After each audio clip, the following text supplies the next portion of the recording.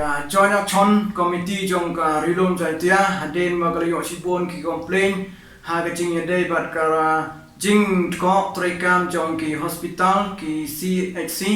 ki PHC bat kumjo ro ki stop center ki ba pher badon ha po jong ka rilom jaitia nagaliang jong ka join action committee ha ka jing yade bat kani kam kansala le badon kam dagablai inspection ya kini ki hospital ki CHC bat ki PHC kumjo ro ya ki subcenter hagini ki sni banwan shosho nagaleng jogi ko JC ni yo ro ya ki complain ha ba ide bat ki private hospital idon bon ki bro ki ba complain ha jing ya dai bat ki chem ya dor jang ga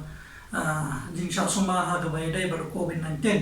ki don ro ki ba ong ba ki thia tang ar sni lai sni ha jing thia lai ki siu hodo ki laktam te gani ga bo jing kali babalai kalau kita bukti udah kata-kata. Tapi hal apa yang dapat kena kalian jongi kum BJC, yang selain ikan dulu ya di private hospital, bahkan saya persang banyak kali itu, ya kita dawa balong ni, bat kumjoro ban bat banyak hal apa yang dapat kena. Lalu kadang ini bah kita ko among ko bagi cem kan kawar ya ka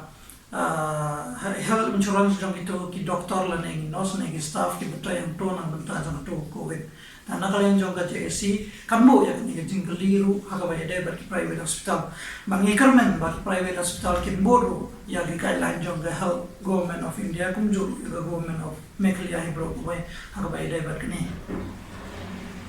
Sajisin yang juga joint action committee juga rilum jantia ni singapura jika dari haka jing jadi marketing bumdon jong kita wai haki hospital sarkar nadu ki X-ray, ki scanning, bagi tes ki bapar,